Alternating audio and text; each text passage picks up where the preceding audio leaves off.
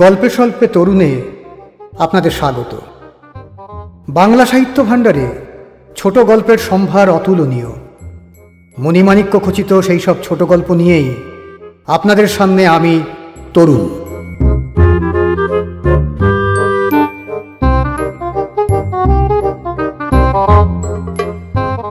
আজকের গল্প অ্যাও, রচনা তারাশঙ্কর বন্দ্যোপাধ্যায়।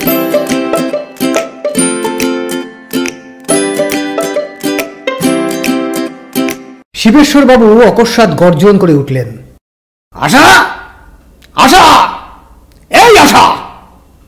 রাগে তিনি যেন ফুলছিলেন। কন্যা আশার বয়স হয়েছে, সে সন্তানের জননী। সে আর বাপের ক্রোধকে তেমন ভয় করে না, আর অভ্যেসেও ভয় কেটে যায়। আশা এসে বললে, কি বাবা, দাদা এলো না এখনো? শিবেশ্বরবাবু বললেন, সেই তো বলছি, তোদের আমি সহ্য করতে পারি না ঠিক এই জন্যে। প্রকাণ্ড মাথাটা এদিকে একবার ওদিকে একবার ঘুরে আবার সোজা হয়ে স্থির হলো। আশা বললে, তা আমি কি করব বাবা? তবে সব করব আমি। জুতো মার বসে হারামজাদাকে। শিশু আর আমাকে বলে গেল 4টের সময় মোটর নিয়ে আসবো।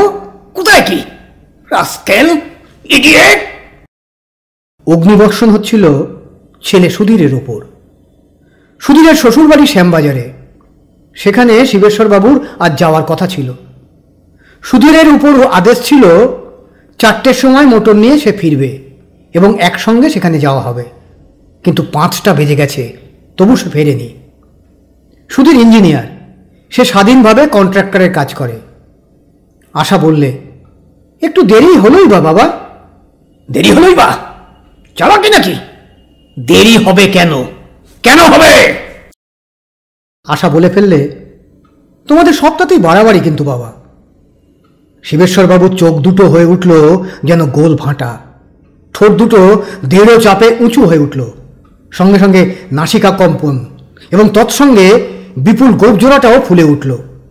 এরপর তার কথা ছিল, হয় গম্ভীরভাবে হুম, নয় অ্যাও। আগে বাড়িতেও অ্যাও চলত, কিন্তু আশার ছেলে রমু দেখে বলেছিল, ঠিক যেন হুঁয়ো বেড়াল। তার উত্তরে লাউড স্পিকারের আওয়াজের মতো এমন এক ধমক তিনি মেরেছিলেন যে রমু কেঁদে উঠেছিল। শিবেশ্বরবাবু সেই অবধি লজ্জিত হয়ে বাড়িতে অভ্যাস করেছেন হুম। যাক, এরপরই হুকুম হলো, নিয়ে আয়, নিয়ে আয় আমার কাপড় জামা, আমি বেরোবো। দাদা! এমন একটা গর্জনে আশাকে তিনি সম্বোধন করলেন যে আশা আর প্রতিবাদ করতে সাহস করলে না।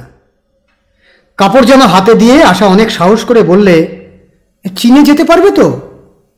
শিবেশ্বরবাবুর চোখ গোল হয়ে উঠল, ঠোঁট নাক উঁচু হয়ে গেল, সঙ্গে সঙ্গে গোঁপ। তারপর যেতে পারবো না? মিরাটের গলির চেয়ে বেশি গোল মেলে কলকাতার রাস্তা? খাইবার পাসের চেয়ে দুর্গম? ইডিয়েট কোথাকার! আশা সরে পড়ল। বাইরে সিঁড়িতে লাঠির ও জুতোর সদম্ব আওয়াজ মিলিয়ে যাবার পর সে বলল, মা গো, গোড়া সেপাই ঘেঁটে ঘেঁটে বাবার মেজাজ ঠিক লড়াইয়ে গোড়াইয়ের মতোই হয়েছে। মা বললেন, গোড়া নয় মা, তোমার বাবা লড়াইয়ে মেয়েরা। গুঁতো খেয়ে খেয়ে আমার প্রাণ গেল। শিবেশ্বরবাবু কলকাতায় একরকম নতুন লোক। তার এতটা বয়স বাংলার বাইরে কেটেছে।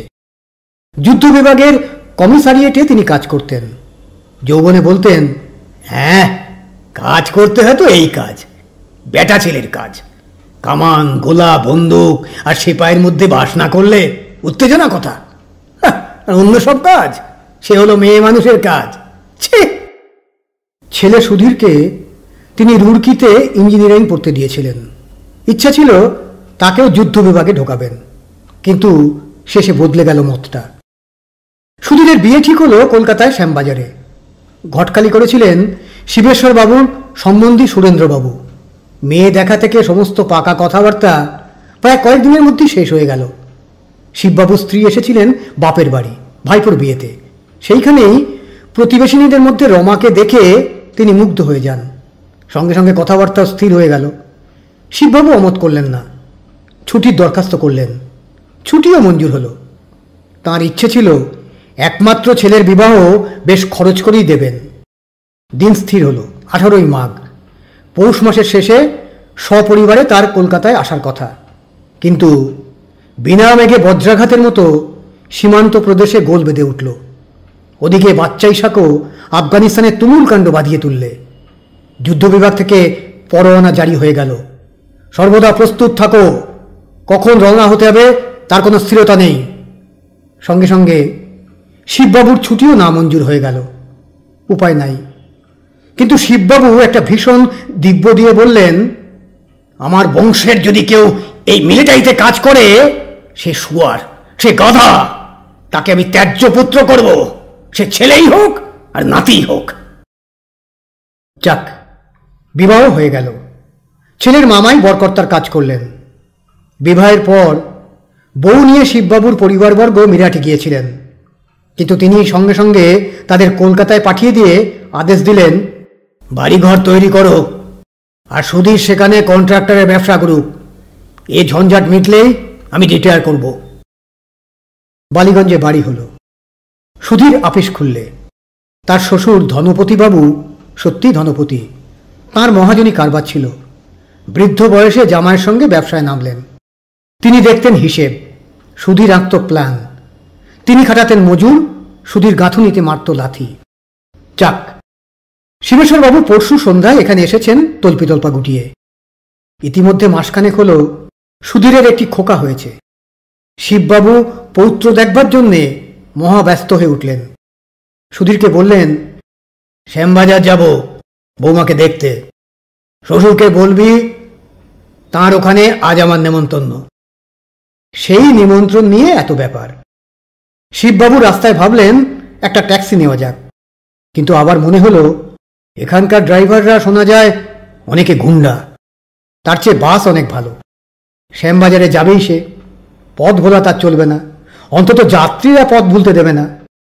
কাজেই বাস স্ট্যান্ডে এসে দুবার তিনবার শ্যামবাজার লেখা পড়ে তিনি উঠলেন বাসে। কন্ডাক্টর হাঁকছিল, ধরমতলা ধরমতলা, দাঁড়ো সে শ্যামবাজার, ধরমতলা। বাস ছাড়ল। যাত্রী কম, এক এক সিটে এক একজন বসেছিলেন। বাসখানা ধীরে ধীরে যায় আর থামে। থামলো যদি তো যেতেই চায় না। শিবেশ্বরবাবু চটে উঠলেন। চৌরঙ্গি পর্যন্ত যেতেই আধ ঘন্টা লেগে গেল। তিনি চটে বললেন, কি করছো তোমরা, আমাদের দেরি হয়ে যাচ্ছে। কন্ডাক্টর উত্তরই দিল না। তিনি বললেন, এই। কন্ডাক্টর বললে, কি এই এই এই এই বলছেন মশাই, কি? আমরা এমনিভাবেই যাই, ভারী। শিববাবুর ঠোঁট নাক গোঁপ ফুলে উঠল। তারপর কন্ডাক্টরটা চমকে উঠল। একজন সহযাত্রী বললে, আপনি ট্রামে চললেন না কেন? ওদের সঙ্গে মারামারি করে কি করবেন? ও আচ্ছা, তাই যাব আমি। এই রোকো রোকো, मैं उतर जाऊंगा। গাড়ি ডালহৌসি স্কোয়ারের কোণে এসে পড়েছিল। তিনি সেইখানে নেমে পড়লেন। ট্রাম আসে যায়। শিববাবু ঘাড় উঁচু করে পড়েন শ্যামবাজার লেখা আছে কিনা। অবশেষে শ্যামবাজার এলো। ছুটির সময়। কুচকি কণ্ঠায় যাত্রী ঠাসা। শিববাবু উঠে পড়লেন। ভিতরে স্থানাভাব। একটি সিটে একা ডিসপেপসিয়ার রোগীর মতো খিটখিটে এক বৃদ্ধ বসেছিলেন। শিববাবু টাল খেতে খেতে গিয়ে সেই সিটে ধপ করে বসে পড়লেন।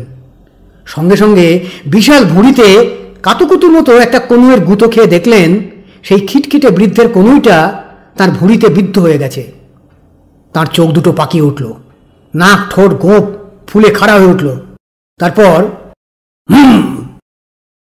খিটখিটে বৃদ্ধ চশমা শুদ্ধ দৃষ্টি তার মুখের ওপর ফেলে মুখটা বিকৃত করে উঠলেন। শিববাবুর মাথাটা ক্রোধে বারচারেক এদিক ওদিক ঘুরে গম্ভীরভাবে সোজা হলো। তারপর তার বিশাল বাহু দিয়ে সহযাত্রীর প্যাঁকাটির মতো হাতটা সরিয়ে দিয়ে বললেন, হটাও। খিটখিটে বৃদ্ধ একটা তীব্র দৃষ্টি হানলেন। উত্তরে শিববাবু চোখ পাকিয়ে ওঠেন। সঙ্গে সঙ্গে খাড়া হয়ে ওঠে নাক ঠোঁট গোপ। ওপাশের বৃদ্ধ বাইরের দিকে চেয়ে বললেন, কি বিশ্রী চেহারা। শিববাবু একটা অগ্নি দৃষ্টি হানলেন। মাথাটা বাড় দুয়ে ঘুরল। তিনি একটু চেপে বসলেন। রোগা ভদ্রলোক জাঁতিকলে ইঁদুরের মতো ট্রামের দেওয়ালের সঙ্গে চেপটে লেগেছিলেন। তিনি কনুয়ের গুঁতো দেবার ব্যর্থ চেষ্টা করে বললেন, সরে বসুন না মশাই। শিববাবু আর একটু চেপে বসলেন। এই শুনতে পাচ্ছেন না? উত্তর নাই। আরও একটু চেপে গম্ভীরভাবে শিববাবু সম্মুখের রাস্তার দিকে চেয়ে রইলেন। এই ঠাউস, পেট মোটা বেলুন। চোখ পাকিয়ে গোপ ফুলিয়ে শিববাবু কঠোরভাবে সহযাত্রীর দিকে চাইলেন। খিটখিটে বৃদ্ধ রোষে দাঁত খিচিয়ে কটমট করে তার চোখে চোখ রাখলেন। শিববাবু ঘৃণার সঙ্গে বলে উঠলেন, কে কি কুকুর যেন? খিটখিটে বৃদ্ধ রাগে পাগল হয়ে উঠলেন, বললেন, এর খবরদার। আরও একটু চাপ দিয়ে শিববাবু বললেন, ছুঁচোর মতো ছুঁচলো মুখ। সহযাত্রী নড়বার ক্ষমতা ছিল না, নইলে নিজের অবস্থা ভুলে যুদ্ধ আহ্বান করতেন। এখন অতি কষ্টে বললেন, আর তুই তুই তো বেড়াল। সেটা কিন্তু পিষ্ট অবস্থার জন্য অনুনাসিক হয়ে চির মতো শোনালো। শিববাবু বললেন, চেপটে চিড়ে বানিয়ে দেবো তোকে। আমি নালিশ করব, সাক্ষী থাকুন আপনারা। অন্যান্য সহযাত্রীরা সকলেই ঘটনাটা লক্ষ্য করছিলেন, কিন্তু তাতে আশঙ্কার চেয়ে আনন্দই পেয়েছিলেন বেশি। সকলেই হাসছিলেন। এখন রোগা বৃদ্ধের অবস্থা দেখে সকলেই শঙ্কান্বিত হয়ে উঠলেন। একজন তিরস্কার করে বললেন, এ কি মশাই, দুইজনেই আপনারা বয়স্ক লোক, এ কি আপনাদের আচরণ? কন্ডাক্টর এসে শিববাবুকে বললেন, আপনি এদিকে এসে বসুন বাবু। ওদিকে একটা সিট এতক্ষণে খালি হয়েছিল। শিববাবু বললেন, কবি নেই, দরকার হলে উনি যেতে পারেন। উনি বললেন, আমি যাব কেন? আমারও রাইট আছে এসিতে বসতে। সহযাত্রীরা অনুরোধ করল, তাহলে মশাইরা মারামারি করবেন না যেন। কিছুক্ষণ চুপচাপ। ওপাশের বৃদ্ধ পেছনের কষ্ট ভুলতে পারেননি। নিম্ন কণ্ঠে তিনি বলে উঠলেন, ইডিয়েট। শিববাবুর নাক ঠোঁট গোঁপ ফুলে উঠল। সকলে আবার বলে উঠল, এ কি মশাই, আবার? আবার চুপচাপ। কিন্তু মনের রোষে দুজনেই ফুলছিলেন। শীর্ণ বৃদ্ধ প্রায় মনে মনেই বললেন, হুতুম পেঁচা। শিববাবুর কান বড় তীক্ষ্ণ। বার দুই ঘাড় ঘুরিয়ে তিনি বললেন, চামচিকে তুই। হাতি তুই? ঘাড় লম্বা জিরাফ তুই। Nonsense, rascal, damn. বিড়ালের ইঁদুর ধরার মতো শিববাবু খপ করে দুই হাতে বৃদ্ধকে ধরে ফেললেন। হাঁ হাঁ করে সকলে এসে পড়তে পড়তে দুটো ঝাঁকি তিনি দিয়ে ফেললেন। তারপর কন্ডাক্টর বললে, নেমে যান আপনারা বাবু, নেমে যান। এরকম। শিববাবু চেপে বসলেন, কবে নেই। রোগা বৃদ্ধের কিন্তু আর সাহস হলো না। তিনি স্বেচ্ছায় নেমে গেলেন। অনেক প্রশ্ন করে অবশেষে ঘুরতে ঘুরতে শিববাবু বেয়ায়ের বাড়ির রাস্তা পেলেন। মনে মনে তিনি সুধীরের বাপান্ত করছিলেন। 20 নং বাড়িতে যেতে হবে তাকে। 18 নম্বরের কাছাকাছি আর একটা গলি ওই রাস্তাটাকে কেটে চলে গেছে। সেখানে আসতেই ও মোড় থেকে সেই রোগা বুড়োর সঙ্গে দেখা। রোগা বুড়ো এতক্ষণে খান্ডা খাপ্পা হয়ে উঠেছিলেন। লাফিয়ে উঠে বললেন, এইবার কি হয় সারা? গর্জন করে শিববাবু কাপড় সারতে প্রবৃত্ত হলেন। পিছন থেকে একখানা মোটরের হর্নে দুজনকে সরতে হলো। মোটরটা থেমে গেল। সুধীর মোটর থেকে নেমে বললে, এই যে আপনাদের পরিচয় হয়ে গেল। দুই বৃদ্ধই দুজনের মুখের দিকে তাকিয়ে রইলেন। সুধীর বললে, আমার একটু দেরি হয়ে গেল। ফিরে এসে অফিসে দেখি আপনি চিঠি রেখে বাসে চলে এসেছেন। বাড়ি গিয়ে দেখি আপনিও বেরিয়ে এসেছেন। শিববাবু মোটা হলেও বুদ্ধিমান লোক। দু বাহু বিস্তার করে ধনপতি বাবুকে জাপটে ধরে বললেন, বিয়াই। সুধীরের একটু ধোঁয়াদা লাগলো। সে বললে, সে কি, আপনাদের পরিচয় হয়ে গেছে? শিববাবু বললেন। ধনপতিবাবু তখন আলিঙ্গনের চাপে কোক কোক করছিলেন।